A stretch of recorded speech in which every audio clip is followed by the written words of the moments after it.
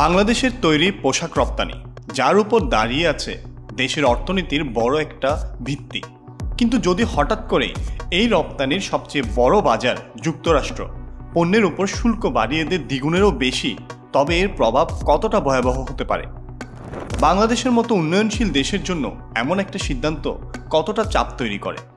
যুক্তরাষ্ট্রের president Donald Trump বিভিন্ন দেশের পণ্যের উপর নতুন করে শুল্ক আরোপ করেছেন, যাকে বাণিজ্য যুদ্ধ হিসেবে আখ্যায়িত করেছে অনেক দেশে। ট্রাম্পের এই সিদ্ধান্তে বাংলাদেশি পণ্যের উপর শুল্ক বাড়িয়ে 37% করা হয়েছে। এতদিন দেশটিতে বাংলাদেশি পণ্যের উপর গড়ে 15% করে শুল্ক ছিল।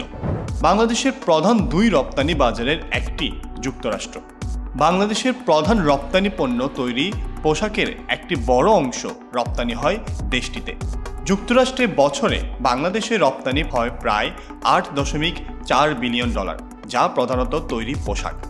গত বছর যুক্তরাষ্ট্রে তৈরি পোশাক রপ্তানি দাঁড়ায় $7.34 বিলিয়ন।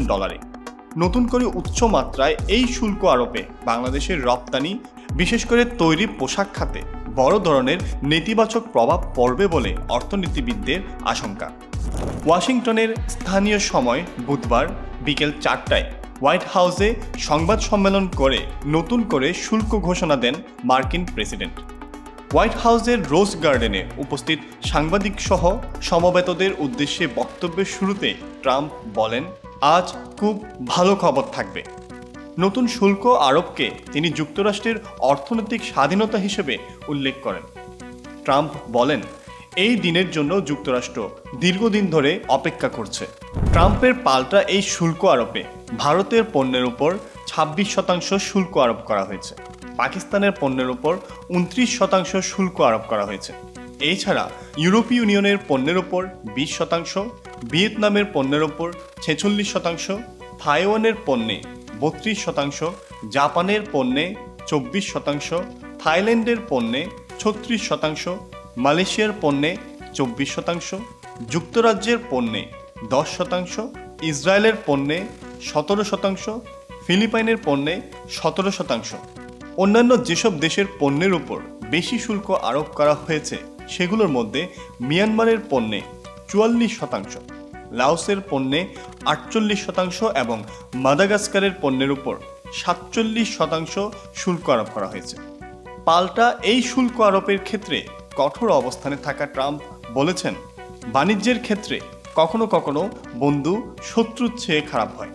যুক্তরাষ্ট্রে সব ধরনের বিদেশি গাড়ি আমদানিতে 25% শুল্ক আরোপের ঘোষণা দিয়েছেন তিনি।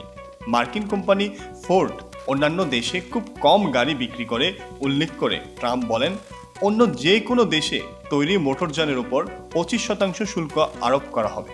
শুল্ক আরোপের ঘোষণাকে আমেরিকা ফার্স্ট নীতির প্রতিফলন উল্লেখ করে ট্রাম্প বলেন, আজকের দিনকে আমেরিকান শিল্পের পুনর্জন্ম এবং আমেরিকাকে আবার সম্পদশালী করার দিন হিসেবে স্মরণ করা হবে।